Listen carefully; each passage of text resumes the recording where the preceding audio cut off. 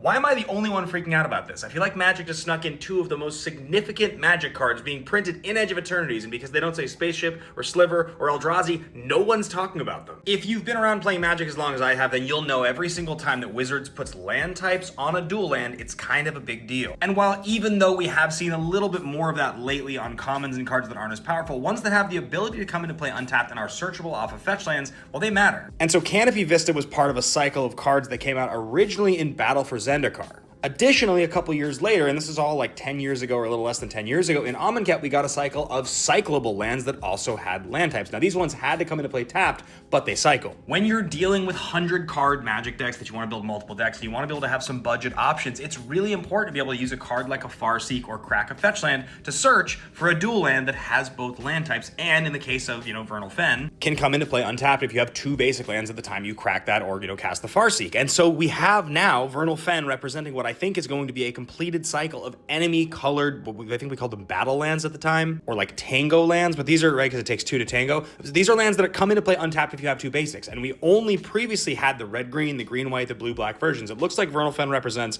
we are now going to have the rest of that cycle coming out in the Commander decks from Edge of Eternities. And we also got Festering Thicket Spoiled, which is the other cycle I was talking about. And so now it appears that we're going to have two additional rare sets of searchable dual lands. Anybody who has ever cast a Scapeshift to try to win the game off of like a Valakut the Molten Pinnacle line knows how important it is to count how many mountains you have in your deck, and these are just more lands that we are getting that are actually playable, good lands that have mountain in their type. Are you as excited as I am to see these cycles completed? I think it's kind of a big deal, and no one seems to be talking about it.